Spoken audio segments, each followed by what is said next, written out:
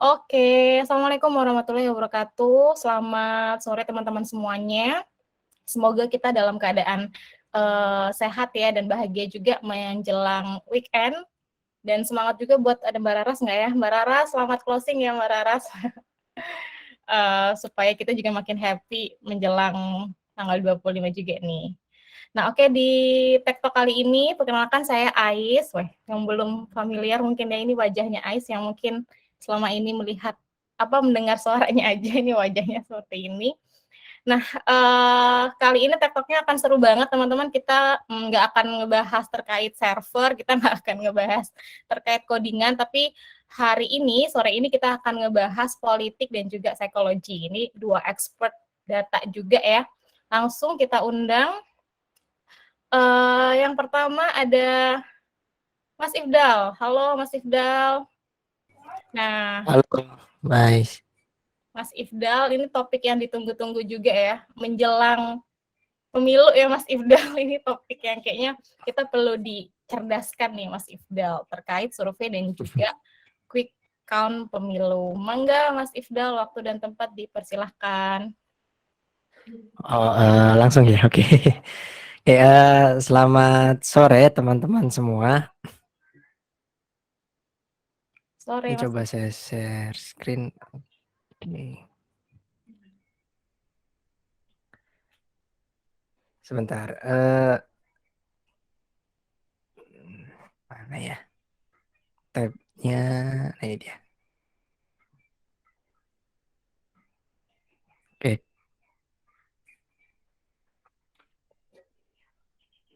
Ya, oke. Oke, selamat sore teman-teman semua. Selamat datang di TikTok pada hari ini gitu ya, tanggal 18 Maret 2022. Nah, ini perkenalkan dulu, namaku Ifdal Zaki, Muhammad Ifdal Zaki Aliasa. Biasa teman-teman di data itu panggilnya Ifdal gitu. Sebenarnya aku data scientist, tapi pengalaman kerja waktu awal-awal lulus kuliah, aku pernah ngikut di apa namanya, ngikut di quick count gitu, quick count dan survei untuk pemilu tahun 2018 di Jawa Barat, Jawa Tengah, dan Jawa Timur, sama pemilu Pilpres. Nah, Jokowi versus Prabowo versi 2 kayak gitu. Nah, waktu itu uh, ya ngelit juga, yang ngelit anak-anak statistik gitu ya.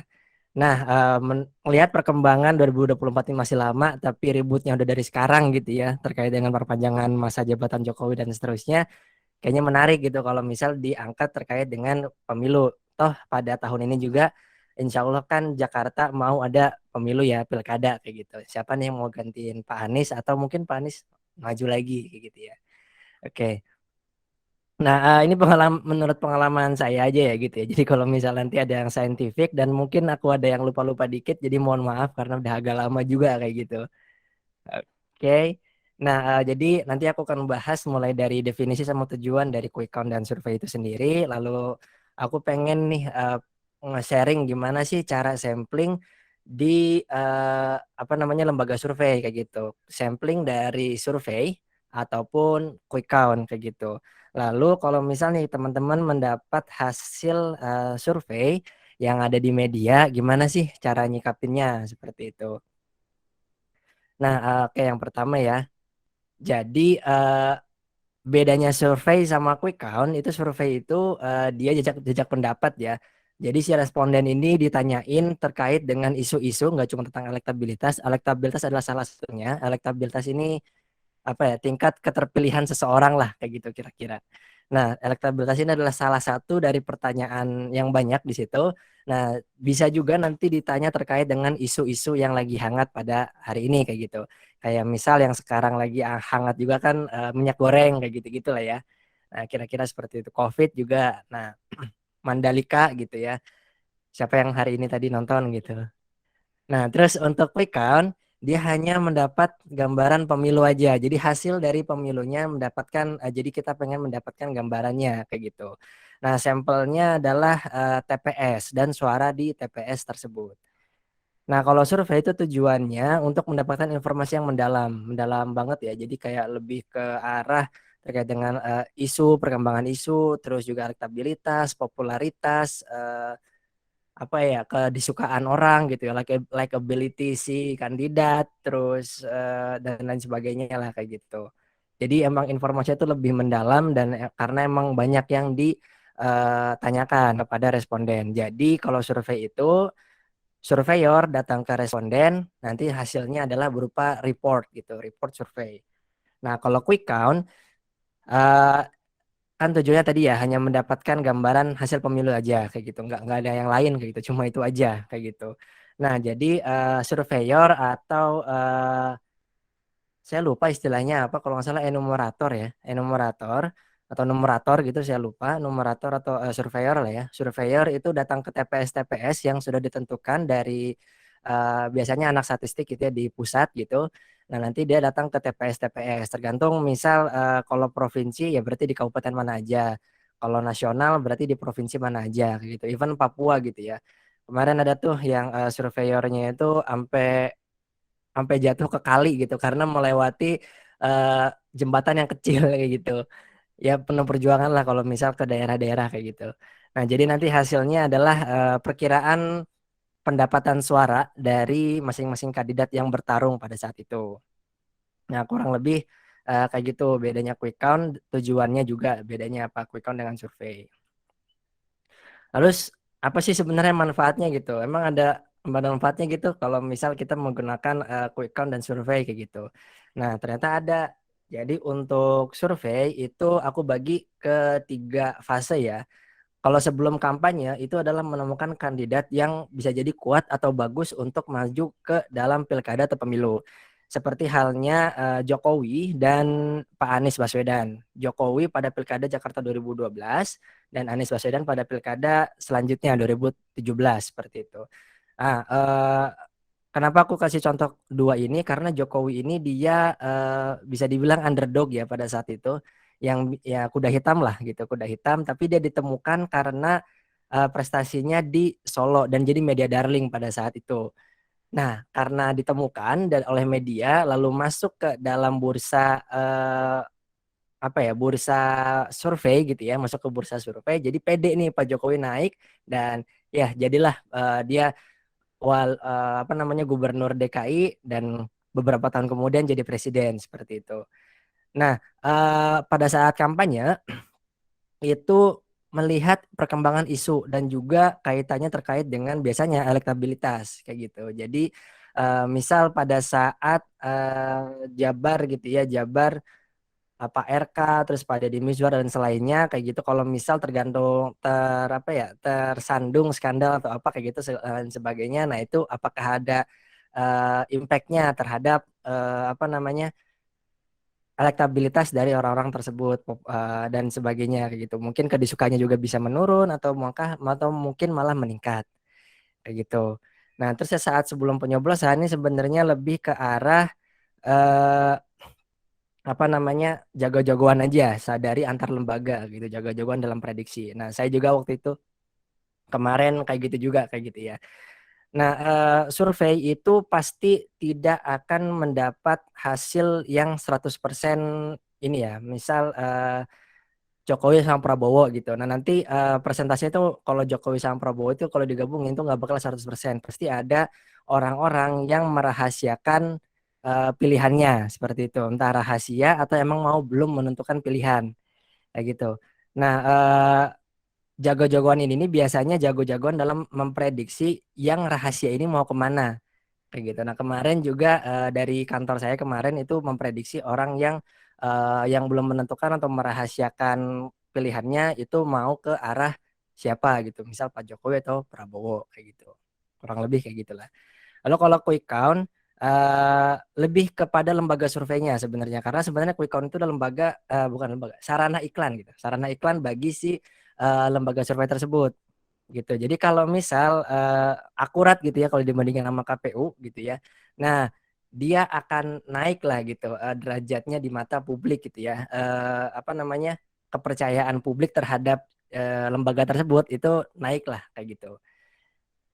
Nah, bagi rakyat ada manfaatnya gitu ya. Jadi mencegah adanya fraud dari KPU sebenarnya bisa menjadi seperti itu ya, karena quick count ini dapat dipertanggungjawabkan metodenya, dan kalau misal dari berbagai lembaga itu konsisten hasilnya, tapi ternyata di KPU itu beda, misal dari beberapa lembaga itu ternyata yang menang Jokowi, tapi di KPU yang malah yang menang itu Prabowo, nah itu perlu dipertanyakan tuh yang dari KPU-nya, malah yang dari KPU-nya seperti itu. Jadi lembaga survei itu sebagai kontrol.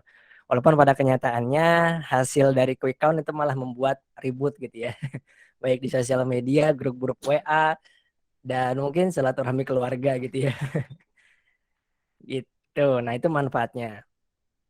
Oke. Nah, terus samplingnya kayak gimana sih kita mendapatkan responden atau TPS yang eh, bisa dijadikan sampel kayak gitu. Nah, ini gambarannya menghitung sampel ini untuk responden ya, teman-teman. Berarti bukan TPS gitu, karena kalau TPS beda lagi. Saya juga udah lupa gimana caranya waktu itu, karena itu beda-beda sih, tergantung siapa yang waktu itu ngelitnya kayak gitu. Nah, cara menghitung jumlah sampel ini ada rumusnya, ya. Silakan dilihat, rumusnya sangat matematis sekali gitu ya. Lalu di situ ada, jadi kita harus tahu jumlah populasinya. Kalau emang bisa ya, bisa tahu. Untuk survei politik gampang, lebih mudah diketahui jumlah populasinya karena kita bisa melihat dari KPU. KPU itu punya daftar DPT atau daftar pemilih tetap, orang-orang yang sudah punya hak pilih, yaitu orang-orang yang sudah lebih dari 17 tahun usianya kayak gitu ya. Yang pokoknya yang udah punya KTP lah. Yang udah punya KTP itu dia sudah bisa milih, sudah bisa nyoblos. Nah, itu ada daftar pemilih tetap di KPU gitu. Nah, nanti kalau misal apa namanya? Menuju pemilu gitu ya, biasanya Hamin 3 bulan atau Hamin 2 bulan itu ada daftar pemilih tetapnya, itu yang udah fix bakal memilih di pada saat pemilu tersebut. Kalau biasanya ke sebelum itu Hamin 6 bulanan gitu itu ada DPS, daftar pemilih sementara. Nah, itu juga bisa dijadikan patokan seperti itu.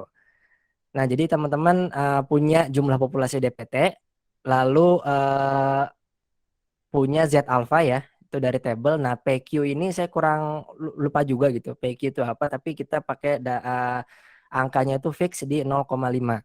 Lalu di sini ada error ya atau galat, dia disebutnya margin of error, disingkat menjadi MOE gitu ya.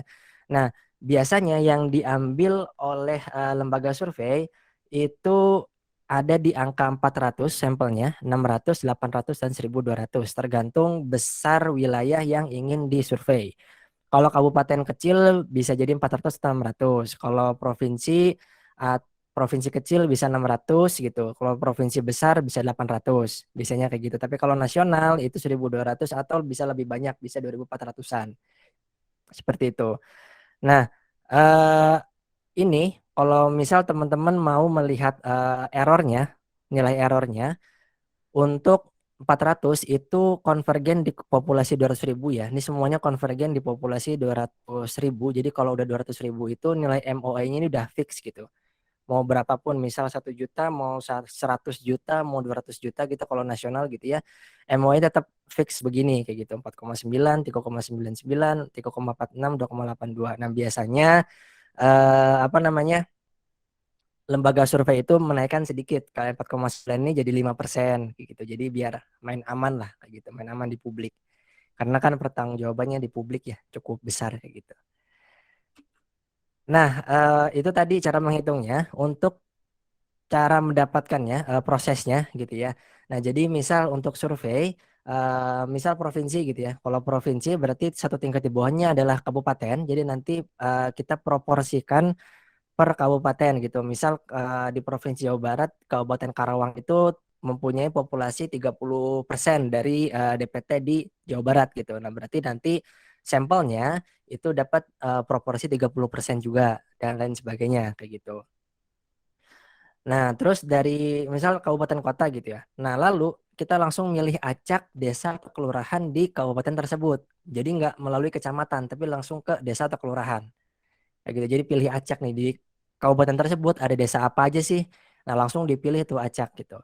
Nah, nanti satu desa itu akan dipilih dua RT. Dua RT, nanti masing-masing RT itu ada 5 RT. masing-masing RT itu dipilih 2 kakak. Nah, nanti dari masing-masing kakak itu mendapatkan satu responden.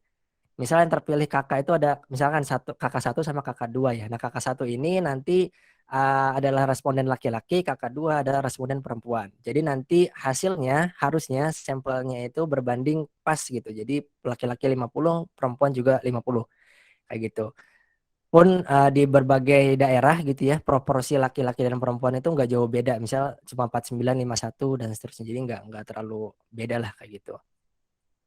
Nah, kalau quick count itu biasanya kita mainnya di nasional atau provinsi aja. Kabupaten itu untuk pilkada bupati ya, itu biasanya kita nggak main gitu. Karena jarang media yang meliput quick count di pilkada gitu. Karena toh quick count untuk iklan gitu ya, untuk lembaga tersebut gitu. Nah, misal provinsi ya, nasional gitu ya. Nasional itu nanti berarti satu tingkat di bawahnya adalah provinsi gitu ya. Jadi 34 provinsi itu langsung memilih desa atau kelurahan di provinsi tersebut gitu. Nah, nanti dari satu desa atau kelurahan itu dipilih satu TPS. Bisa jadi desa kelurahan ini terpilih 2 kali tapi TPS-nya berbeda. Terpilih lebih dari sekali gitu ya, bisa 2 kali, 3 kali, 4 kali, tapi TPS-nya nanti berbeda. Itu juga bisa nggak apa-apa kayak gitu. Nah, itu kurang lebih untuk mendapatkan responden gitu ya dari survei ataupun quick count. Nah, gimana sih cara menyikapi hasil survei dan quick count yang ada di media kayak gitu ya. Nah, ini aku ada 2 tips gitu ya buat teman-teman, dua dua aja karena dua juga udah cukup lumayan kayak gitu yang bisa dilakukan sama teman-teman kayak gitu. Nah, yang pertama double check. Double checknya itu misal nih teman-teman mendapatkan hasil survei di media, katakanlah Kompas, CNN dan lain sebagainya lah kayak gitu ya, Metro TV, TV One dan lain sebagainya. Baik itu cetak, TV ataupun media online seperti itu. Nah, selalu teman-teman coba cari website dari lembaga tersebut. Misal dia dapat dari SMRC, misal dapat dari Poltreking, misal dapat dari Indobarometer atau indikator dan sebagainya. Nah, coba teman-teman cek di website lembaga tersebut gitu. Karena lebih baik teman-teman baca di report dari lembaga tersebut karena itu ada banyak apa ya, banyak bahasan di situ yang dihadirkan dalam media itu hanyalah biasanya cuma elektabilitasnya aja, popularitasnya aja, kedisukaannya aja, likability dan lain sebagainya. Kayak gitu. Nah, kalau tidak menemukan dokumen rilis dari lembaga tersebut, biasanya itu patut dicurigai nih. Nah, ntar ada contohnya. Ada satu lembaga dia berani ngomong di media, tapi ketika saya cari di website atau di googling gitu ya, di googling itu dia nggak ada gitu laporannya kayak gitu. Oke, nah ini contoh pertama. Contoh pertama itu yang ini di awal-awal pandemi ya, April pandemi April 2020. Ada survei yang menunjukkan bahwa 52% warga anggap Jokowi cepat tangani corona kayak gitu. Nah, saya ketika baca berita ini emang bener nih, emang ada 52% gitu ya dari warga atau 52% dari responden gitu ya. Nah, ini teman-teman kalau nanti kan saya bisa share ininya ya, apa namanya, docs-nya gitu, PPT-nya. Nanti teman-teman bisa cek beritanya di sini gitu. Nah, ternyata dia dapat hasil survei dari Saiful Mujani Research Center atau SMRC. Nah, setelah dicek ternyata 52 ini adalah orang yang menjawab cepat dan sangat cepat dari orang yang aware terhadap COVID-19, isu COVID-19 gitu. Karena kan ada aja ya orang yang mungkin bodoh amat dengan COVID-19 gitu ya, isu COVID-19. Nah, terus ternyata sampel yang dipakai pun adalah sampel yang pernah disurvei oleh SMRC pada waktu itu. Karena eh, lagi pandemi dan dia mencoba untuk menerapkan protokol kesehatan jadi menggunakan telepon. Nah, wawancara lewat telepon itu menurut saya kurang lah gitu. Validasinya kurang lah kayak gitu. Karena eh, saya pernah menelpon responden dari lembaga lembaga yang saya tangani ya waktu itu ya sekitar 100-200 aja itu udah lumayan capek gitu dan banyak yang ngebentak dan lain sebagainya. Oh, ada salah sambung dan lain sebagainya kayak gitu-gitulah. Gitu. Makanya di sini dengan jumlah sampel yang ini 33.000, 24.000 dan 13.000 ternyata yang dapat cuma 2 ribuan. Tapi itu cukup bagus sih. Jadi emang itu pertama ya. Metode surveinya dia menggunakan telepon. Lalu ternyata enggak yang mempunyai apa namanya aware terhadap wabah corona itu yang ditampilkan itu 97%. Jadi nggak semua gitu. Jadi nggak bisa dibilang 52% warga juga gitu. Karena cuma ada 90 ada 3% lainnya kayak gitu. Jadi nggak bener banget lah kayak gitu. Klaim yang ada di tadi media tadi ya CNN seperti itu.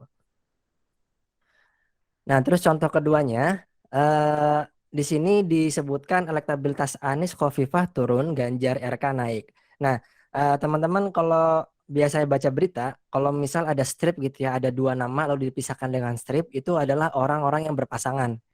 Biasanya seperti itu. Kayak Anies Sandi, sorry, Prabowo Sandi gitu ya, Anies Sandi juga waktu itu. Terus dan lain sebagai Jokowi Maruf Amin dan kayak gitu itu biasanya di apa namanya dipisahkan dengan strip. Nah, di sini seakan-akan bahwa Anies dan Khofifah itu sudah satu grup gitu ya, udah satu pasangan dan Ganjar RK jadi satu pasangan. Apakah emang sudah berpasangan? Ternyata bacanya dia masih sendiri-sendiri kayak gitu. Walaupun emang Anies Baswedan turun dan Ridwan Kamil naik, terus Ganjar Pranowo naik, tapi Anies Baswedan ini elektabilitasnya pada saat ini dia masih di atas Ridwan Kamil gitu. Jadi kalau emang dibaca lebih lanjut ternyata nggak gitu-gitu banget gitu, nggak belum belum berpasangan juga dan apa namanya Anies Baswedan juga masih di atas Ridwan Kamil pada saat ini kayak gitu. Pun toh ini adalah tanggal 16 sampai 18 Mei ya untuk surveinya. Lalu ini tertutup 14 nama. Kalau tertutup 14 nama kayak gini tuh pasti tidak tahu tidak jawabnya atau merahasiakan jawaban tuh masih tinggi. Jadi masih belum bisa dikatakan reliable juga pada saat ini kayak gitu. Karena tergantung juga nih dia sampelnya bisa jadi pada saat Februari ini banyak di basis masanya Pak Anies gitu ya. Lalu Ridwan Kamilnya berkurang. Lalu pada Mei 2020 kebalikannya. Bisa jadi seperti itu. Nah, lalu contoh ketiga. Nah, ini adalah survei Solo Raya Polling. Dia meng-highlight popularitas Gibran dan Purnomo pada waktu itu untuk Pilkada Solo, Pilkada Kota Solo gitu ya. Nah, di sini disebut langsung angkanya 90% kayak gitu. Karena popularitas itu kedikenalan orang ya. Jadi orang tuh mengenal si Gibran atau Pak Purnomo itu berapa persen sih kayak gitu. Lagian siapa yang nggak kenal Gibran gitu ya, anak presiden gitu kan. Nah, terus ternyata websitenya nggak ditemukan. Terus waktu saya cek beritanya, elektabilitasnya masih di 55%. Untuk 55% emang sih di awal-awal cukup besar, tapi ya masih inilah masih harus dikejar lagi kayak gitu biasanya. Nah, jadi ini menurut saya perlu dicurigai dan ketika teman-teman nyari ini ya Solo Raya Polling dengan berita yang sama muncul di Tribun itu ada berita terkait orang yang mensangsikan hasil survei dari Solo Raya Polling ini gitu. Ya, salah sendiri juga gitu ya, nggak disebarin gitu apa namanya eh, dokumennya kayak gitu ya. Jadinya masih bertanya-tanya juga. Nah, ini contoh yang keempat ini masih hangat dari Pak Luhut Binsar Panjaitan dan Caimin. Ini mengklaim bahwa ada lebih dari 100 juta ya, 100 jutaan Pak Luhut bilang langsung 110 juta ya di podcastnya Om Deddy Corbuzier gitu ya. Lalu Caimin berbicara depan media terkait dengan 100 juta sosmed user itu setuju pemilu ditunda, pemilu 2024 itu ditunda. Nah, klaimnya sama gitu ya dari dua orang ini. Eh, Padahal dari narasi newsroom gitu ya, ini saya dapat dari YouTube juga. Di Indonesia itu pada tahun 2020 atau 2021 gitu masih ada 15,7 juta pengguna Twitter aja di Indonesia. Emang sih ada pengguna Facebook di Indonesia, tapi apa iya eh, Caimin dan Pak Luhut bisa menggerakkan 110 juta kayak gitu ya? Dapat polling dari mana kayak gitu ya? Pun bisa jadi itu adalah bot atau buzzer dan lain sebagainya kayak gitu. Jadi bisa dipertanyakan lah kayak gitu. Bahkan ketika media mempertanyakan dari mana asal datanya, lalu bisa nggak dibuka datanya, Pak Luhut biasanya mengelak. Terkait dari jubir pun seperti itu, dari Pak Luhutnya pun mengelak kayak gitu. Yang jadi bahaya sebenarnya adalah ini datang dari Pak Luhut sebenarnya, yang sebenarnya adalah orang pemerintah gitu ya. Orang pemerintah mengendorse dalam tanda kutip mengendorse penundaan pemilu kayak gitu. Itu menurut saya cukup red flag lah kayak gitu. Nah, tips yang kedua yang bisa teman-teman lakukan adalah coba bandingkan hasil survei yang ada di lapangan kayak gitu. Misal untuk survei biasanya bisa teman-teman bandingkan ketika minggu tenang ya, Hamin seminggu atau Hamin sebulan lah kayak gitu. Kalau emang udah ada surveinya gitu.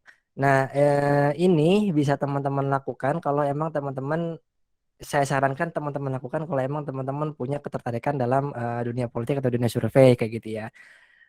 Kalau nggak punya itu akan memakan waktu dan cukup riuh lah kayak gitu. Lagian cuma untuk pengetahuan gitu ya. Kalau emang mau di share di sosmed juga paling biasanya membuat nyari ribut aja kayak gitu kan ya.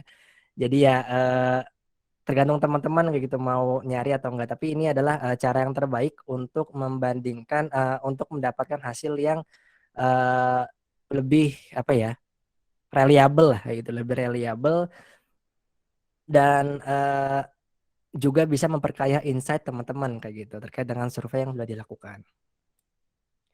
Oke, mungkin segitu aja ya. Ini kata-kata dikit ya, jadilah seperti ikan ikan di laut gitu ya, walaupun tinggal di laut yang asin tapi dia nggak jadi asin. Iya, gitu kurang lebih. Terima kasih. Ada Wah, pertanyaan?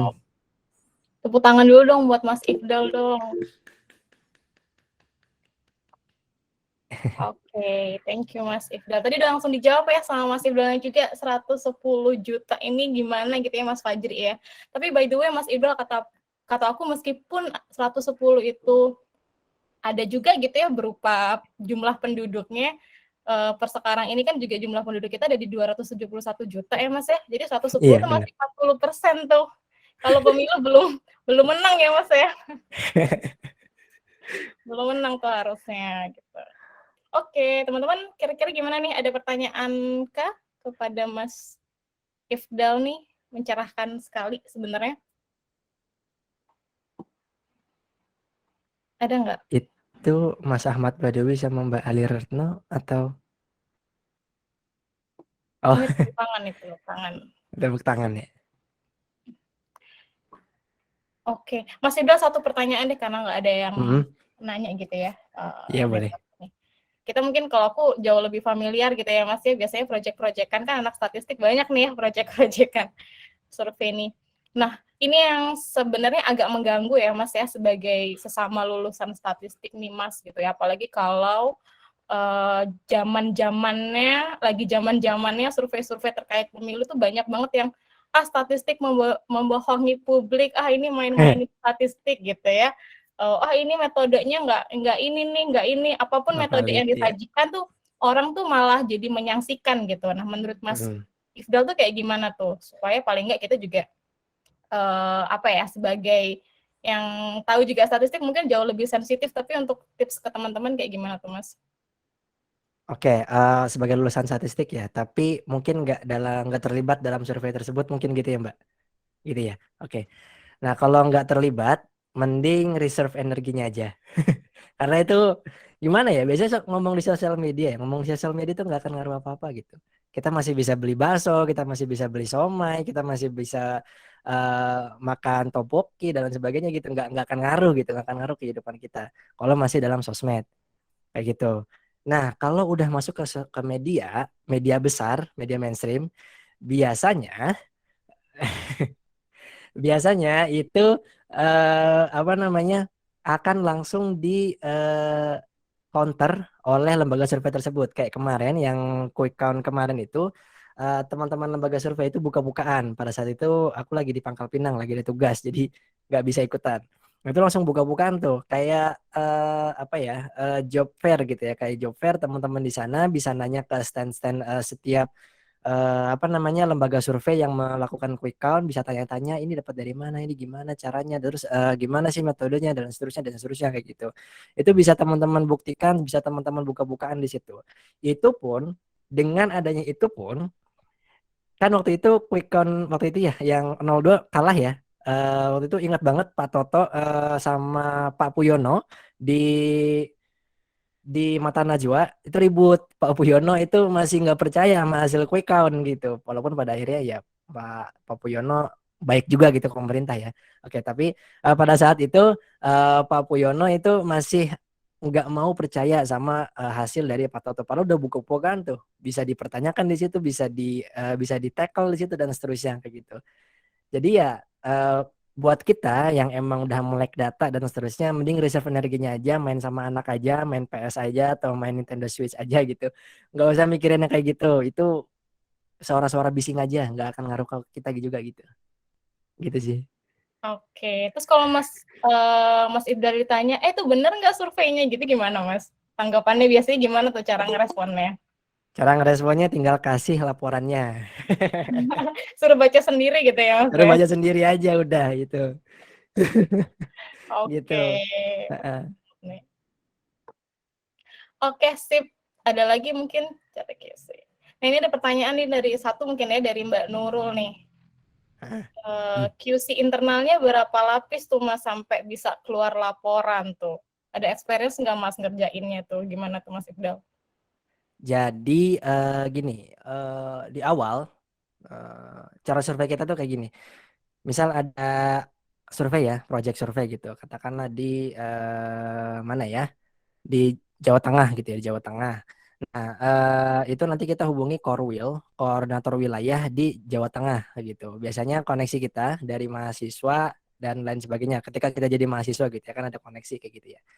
Nah, di situ nanti koordinator wilayah ini akan mengkontak teman-temannya mereka, biasanya juga mahasiswa, entah dari himpunan atau gimana kayak gitu ya. Jadi memberdayakan mahasiswa karena mahasiswa adalah resort yang murah tapi berkompeten. Terus eh, apa namanya? Lalu mereka mensurvei kayak gitu. Nah, dulu ketika zaman konvensional survei itu pasti pakai kertas. Jadi dari kertas mereka survei ke 10 orang responden, lalu balikin ke Korwil, Korwil lalu kirim lagi kertasnya ke pusat. Di pusat nanti ada orang yang menginput tanya ke Excel, pakai mahasiswa juga. Nah, terus baru kita analisis kayak gitu. Nah, pada saat input, biasanya orang mahasiswa ini dia menelpon yang jadi responden gitu. Jadi ngecek nih si responden ini beneran nggak didatengin nih, ada responden, ada surveyor, dari poltreking, sorry ketahuan deh ya. Ada survei dari ada surveyor dari lembaga survei ini kayak gitu dan sebagainya kayak gitu. Bisa random sampling untuk nelponnya, bisa juga semuanya gitu. Biasanya kalau cuma 400 langsung semuanya. Kita berdayakan orang jadi lebih banyak kayak gitu. Nah, itu cara konvensional dulu. Yang nelpon adalah orang yang menginput datanya. Nah, tapi setelah dievaluasi, cara ini nggak bisa di apa namanya dipertahankan karena ada pengurangan informasi dari surveyor ke Korwil, Korwil ke mana? Korwil ke yang inputters. Nah, inputters ini biasanya dia meleng atau gimana gitu yang inputnya karena mungkin capek atau gimana gitu ya. Nah, itu jadinya kita langsung menggunakan pakai aplikasi di Android gitu ya. Nah, teman-teman surveyor di lapangan itu langsung input hasil surveinya itu dalam aplikasi tersebut dan langsung bisa dipantau sama pusat. Jadi dipotong alur dari surveyor ke Korwil, Korwil ke pusat, dipotong. Jadi langsung dari surveyor ke pusat gitu. Nah, itu dari pusat saya juga termasuk itu menelpon si responden tersebut gitu. Nah, pun si surveyor ini harus foto, menyertakan foto yang ada stem lokasinya. Gitu. Jadi kita harus ngecek itu semua tuh. Fotonya, stem lokasinya, terus ngecek si responden ini beneran di telepon atau enggak. QC juga seperti itu. Jadi si responden, si surveyornya itu harus apa namanya foto dia ketika penghitungan suara. Jadi kan kalau di TPS itu setelah pencoblosan ada penghitungan suara ya. Nah, ketika penghitungan suara dia harus memfoto dia lagi ngelihat penghitungan suara. Kayak gitu. Jadi udah dari ketika turun lapangan pun kita udah QC sih. Udah Seperti ada itu. proses validasinya berarti ya, Mas? Sudah ada.